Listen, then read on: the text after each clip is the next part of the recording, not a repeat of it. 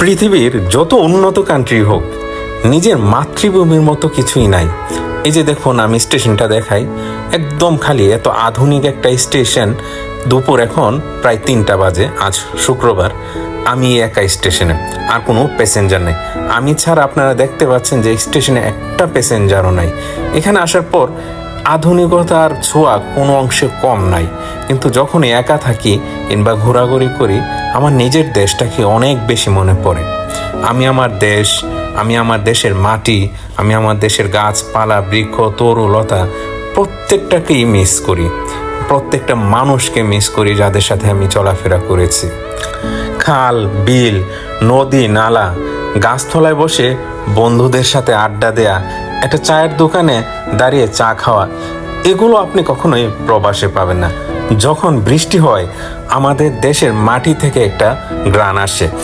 পৃথিবীতে যত দামি পারফিউমই হোক না কেন, এই গ্রান থেকে উচ্চতর গ্রান আমার জন্য আর কিছুই হতে পারে না। আমি আমার দেশকে অনেক ভালোবাসি, আমি আমার দেশকে অনেক বেশি মিস করি।